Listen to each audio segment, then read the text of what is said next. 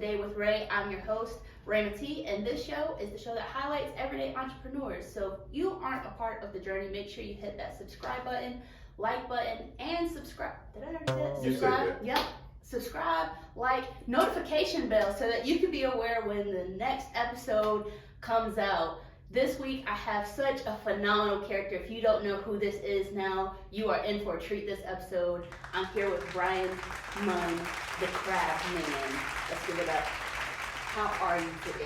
I'm good, man. Yeah. I'm really excited because, I thought I was going to be able to do my what's up, everybody. You already know who it is. It's me, the crap, but, I'm coming a little bit more professional today. So, yeah, that's what it's You about. want your 5 seconds to go ahead and do that? No, I'm good. Let's go ahead. I done did it. So it's over with. It's over, so, yeah. It's done. But, yeah, man. You can edit that and, you start over. No, it's cool. Okay, Straight, okay. Yeah, so as you see, very vibrant already in the first 5 seconds. Bryan, tell us a little bit about yourself and why it is that you became an entrepreneur, became the Crab Man. Absolutely. I think, well, first of all, introducing myself, coming from a very small town, as the locals say, Wyville.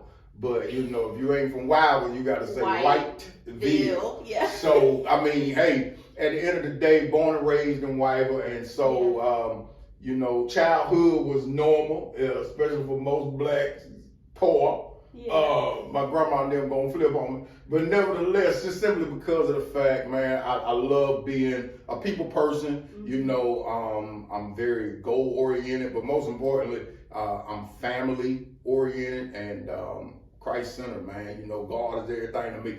But outside of God, you know what I'm saying? Like I say, man, I love being who I am. Yeah. And who I am is to what the people like, see, and accept. So that's it. Yeah. So that's a good leeway into being people oriented and this person this vibrato that you've kind of created around your business. So why crab legs? So to go back to that previous question, how I became an entrepreneur. Well, I seen granddaddy and them. They were entrepreneurs. I tell my grandma and them all the time, man. Unfortunately, I didn't see my granddaddies when they were working in plants and, driving trucks and all that. I came along when they were, truck businesses. Mm-hmm. They were contractors. They had all these, they were hustling watermelons and fried turkeys, during certain seasons. So I had the privilege and the ability to see that. Mm-hmm. So a lot of my life, I battled a lot working a 9 to 5. Right. Because of the fact I didn't see no other male figure in my life work a 9 to 5. Right. So ultimately what happened was maybe around 2017, I got bit by the entrepreneurial bug in a sense where I was living in Columbia, South Carolina, and there was a opportunity that came along while sitting on the edge of my bed. Okay. So an idea came to my head, never explored it at the time, never liked it, but when it came, I said, how many other people are like me in this? So it was a mobile laundry service. So it was the first of its kind in the area where I washed, folded, and my niche was same day redelivery. Most had a 24 to 48 hour turnaround. Right. So I said, I gotta corner the market. But while sitting on my bed before that came into fruition, I realized how many other people don't like folding clothes. I don't. I hate clothes. I'm with you. I'm like that now. Yeah. So guess what? What ended up happening was I explored it and it popped.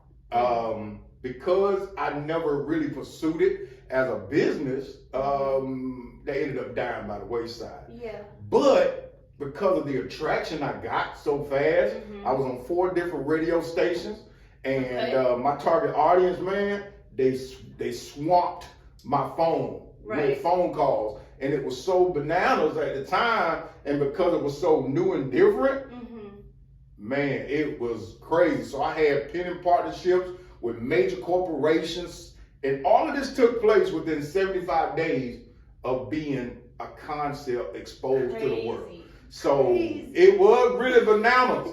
And so seeing all the attractions and all that great stuff, and what really made me say, this is something I really want to do as far as being an entrepreneur, was when I got a proposal for $300,000 for 2 years, only working 9 days a week.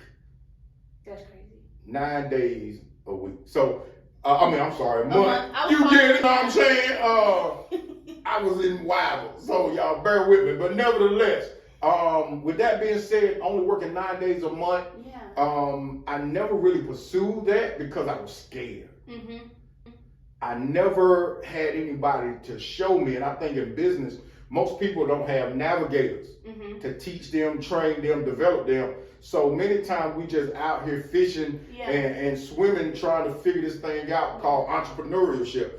And I think if we had more people that was willing and able to, dive first, head in, and give you the tools necessary to become great, I think, man, a lot of entrepreneurs wouldn't be where they are today, suffering. Right. I agree with that, even in the sense of, the leap itself is already scary enough, but then when you not even trying to go into like a shallow end pool, you're going straight into the ocean and you try to figure it out and see what sticks and what doesn't stick. And there's a common theme that's been in this season of pivoting a lot in entrepreneurship, and it sounds like you started with something and then pivoted to something completely different. Tell us how that was. So you said 2017, you took that leap and started off with a mobile washing detail. You know what I mean? And so tell us how that shift or pivot looked for you a long time to where you are now. Absolutely. So I went back to work because again, entrepreneurship, when you don't know what you're doing, is very scary. So the only thing I was comfortable in was a 9 to 5. Right. And so over time, after going through life, dealing with life, growing and all those different things, in 2020, while I was in corrections, man, it was kind of crazy. I said, yo, I can't do this no more. Like, this is not who I am. And because of that eye-opening revelation to me, I had an epiphany where I said, yo, this is not my life. Right. I was sitting down with a buddy, and before I had this conversation with him, I would call a particular local company about crab legs. And I never sold anything in my life. But this one particular day when they told me the prices, I almost went crazy when they told me how expensive they were. Now, in Whiteville, as well as so many other areas, they're classified as food deserts, where we don't have a lot of necessities and quality food items that help sustain us, keep us healthy, all that other stuff, right? Now it's a little better, but it's still classified as a food desert due to the income and all of those other things, those variables. But nevertheless, so when I called and got pricing, and it dawned on me, at the time I had like 700 Facebook followers. Right? So I didn't know, I just put a post out. I said, how many people want crab legs? And at the time, only like maybe 2 or 3 people would respond to a post. Once I got 50 people to respond, it was like ridiculous how fast people said, yo, I want crab, where can I get them? I went to a buddy of mine and just inquired. I said, yo, bro, I got this opportunity that I'm thinking about pursuing. What you think? He said, bro, I'm telling you, you're gonna kill the game. So I had to, with that affirmation from a friend, I then said, you know what, let's do it. So July 2nd and July 3rd, I did a pilot where I said, we're gonna see how many people order. In those 2 days, in less than 12 hours, I made $3,200. Stop it. Yeah. Stop. It was crazy. 3,200, and I said, yo, I got something. Yeah. I didn't become legal until August 2020. So for IRS tax DOR purposes, I did not become legal until that time. So after that, the Crab Man was born. Right. The Crab Man then became, based on what I was selling, I adopted this name. Right. Right. I got mad at first, y'all. I really did when y'all started calling me the Crab Man. Because I was like, bro, that ain't my company name, bro. Why they calling me the Crab Man? Yeah. But after the fact, after I realized, man, nah, this is what you do. This is what you are. This is what you have. This is what people identify you with. Accept it. Yeah. So roll with it. This whole persona of the Crab Man came about based on an idea. And I tell people, man, an idea is good, but learn. Invest that time into studying what that is, that craft, and then before you know it, man, who's to say what you'll be? Right. So yeah, that's how the Crab Man came about, man. That's such a powerful story, and just the fact of taking an idea out your head, and a lot of people, they call their businesses their babies because it really does take time to nurture, invest, and learn. And I think the idea of crab distribution, especially in a coastal town, we're in Wilmington, North Carolina, is remarkable, to the fact where you were selling out how many days out the week per se? Yeah, so man, typically my normal work week would be 3 to 2 days a week. Yeah. And I would probably have maybe, I don't know, with the general public, maybe an hour and a half. And before you know it, it's gone.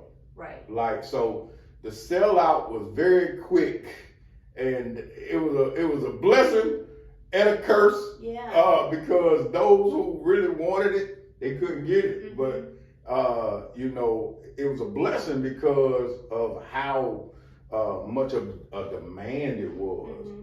Many times I would sell out of between 7 to 8 30-pound boxes within, like I say, an hour and a half with only 9 customers. Right. So 9 customers would buy me out of 8 30-pound boxes of crab. That's crazy. I mean, I love crab legs, but God, yeah, that is, I don't even got the word, shocking. Speedy Gonzalez. That's what it was. Yeah, that's crazy. That, like I said, coastal town, I mean, it makes sense, but like, God, dog. Yeah. I want to talk about a different topic. You talk about how with the birth of Crab Man, you created this type of persona around it. And a lot of people that have businesses might not face the same challenges, where you almost created a character around your business. And if you've ever watched any of his Facebook videos or any of his social media videos, you can tell this persona or personality that was displayed.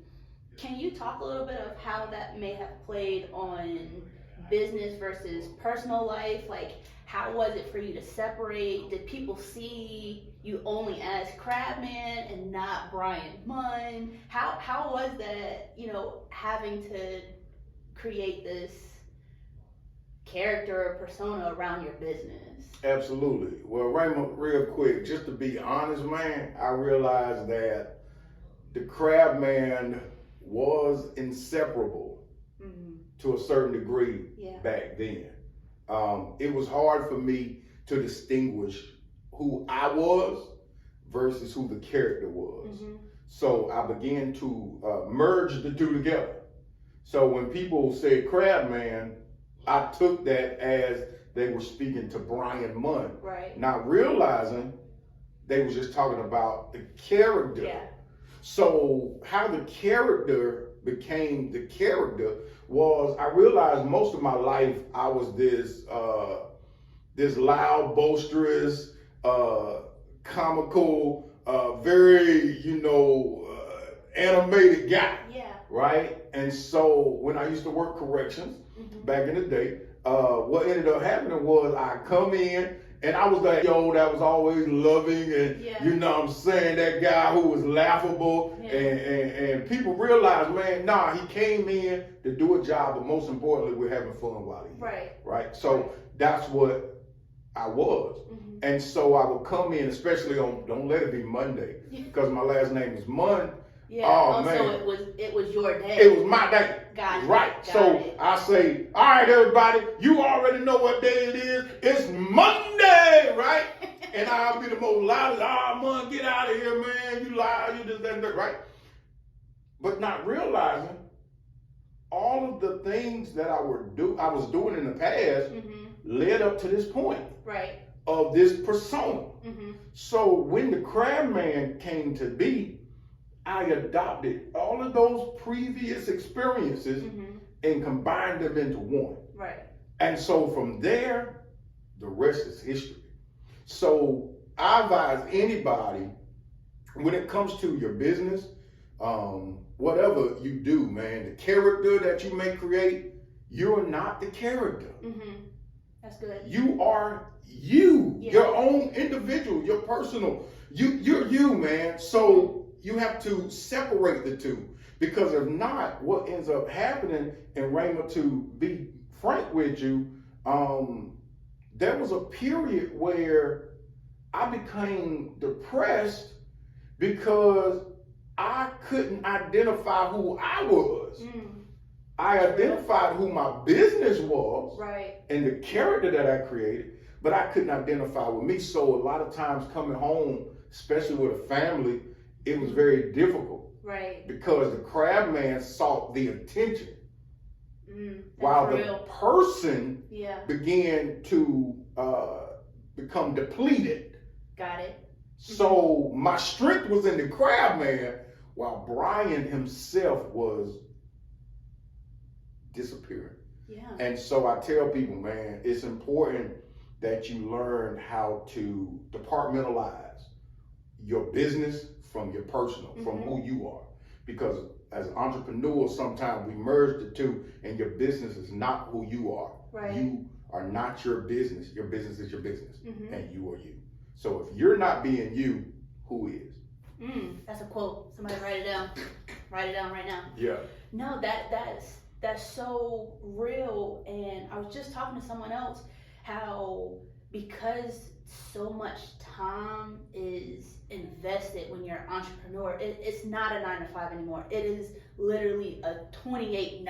Right. You get what I'm saying? So it's easy for the two to become synonymous with each other. Absolutely. But I think it's very important, like you mentioned, to differentiate and compartmentalize, and so the two don't mesh, because especially, as an individual first, to know who you are, because you have to continue running this business. Right. But also, like you said, if you're, a partner to someone, if you're a parent to someone, how do you separate? Because they don't see you as the crabman, they see you as dad. Absolutely. They see you as hubby. So at the same time, it's important, like you said, to invest, but not to the point where you lose yourself and all you can identify yourself as is this business owner. Right. And we talked off camera, and you were saying that you even took a period and you closed up shop kind of to really get back into a place where for yourself you're Bryan Munn. Right. And then you kind of put the business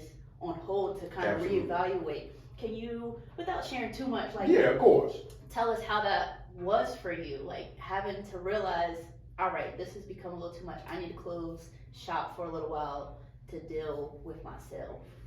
So at one time I was a clout chaser. That's what the new folks call it. Clout chaser. Generation Z call it clout chaser. I began to love the attention that I was getting as the crab man. Yeah. Which in return put me at a financial risk that we don't take into account. Many times people, because of the fact they don't consider all of the variables that go into running a business. Right. Many times what you do, you will begin to feed the monster and not grow the ministry or the business, because our businesses are ministries in a sense. Yeah. We're catering to people. So what ended up happening was, because of that excitement that I got being the character, I ended up as Bryan, again becoming more depleted. And as I began to become depleted, I realized I was becoming this extrovert was becoming an introvert. Got it. So the more the crab man grew, the more I as an individual began to fade backwards. And so I began to sink into depression based on me not knowing who I was. Right. I knew who the crab man was, Yeah. but I didn't know who I was. And it wasn't until I took this period of time off. So in this time, which was approximately a year, as the crab man popularity began to grow, I had to cut my losses in a sense because of the feelings that I was having internally. Right. And I was getting ready to implode, not realizing this could be one of the most exciting times, and everybody didn't realize why are you stopping? Where are you at? Like, why are you not putting posts? Why are you? But they didn't realize what was happening internally. And when again you're having an identity crisis, not knowing who you are as a business owner, you begin to lose out on life that is meant for you to enjoy. And so I began to eat more. I began to go again into this downward spiral until I hit my rock bottom. And my rock bottom showed me many times, Bryan, you cannot allow your own personal goals and ambitions to override your personal life. So your goals and your will and your desire as a business owner might be to succeed in this area, get this, do that, but all of you have to come along and not just part of you.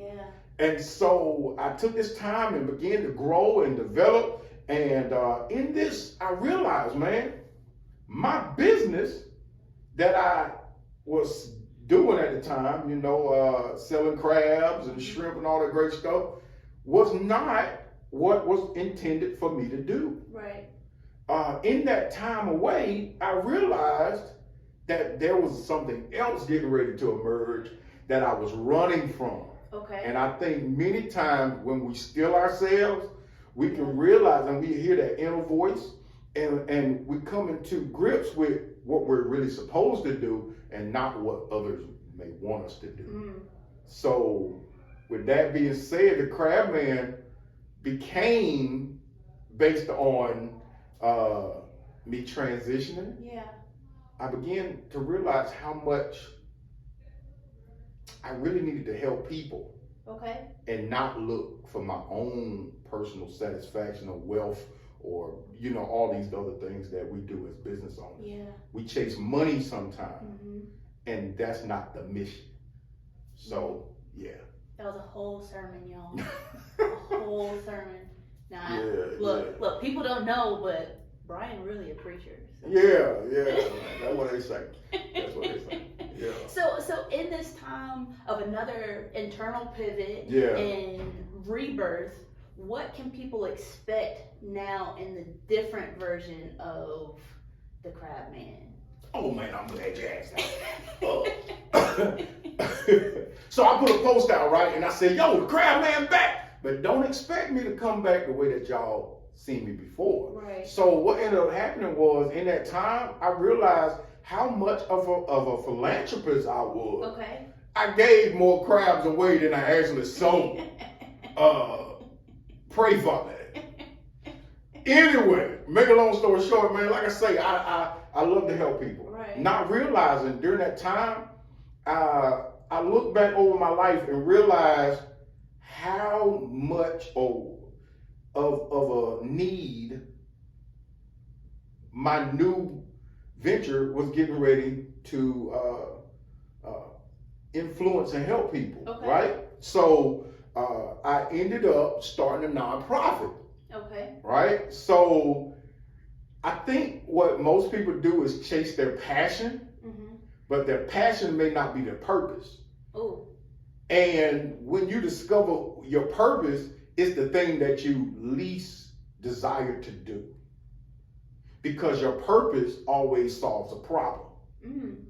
So for me, what ended up happening was seeing my mom over the years give back, serve. I didn't want to do that. Right. I wanted to make money. Yeah. You know. Acceptable, yeah. Right. You know, because mission work don't always equal money. Yeah. But because of who I am and people loving to have conversations and you know, just do business in general with me, as a nonprofit, we're doing exactly what I was supposed to do before the for-profit came along, and that was to serve underserved communities, as well as provide quality foods to food deserts. So unlike a lot of other food mission companies or services, what we do is the same things that I was selling, I now give to the community. Right. So the crab legs, the shrimp, the oysters, whatever we can get our hands on, the quality meats, whatever, that's what we serve. That's what we give.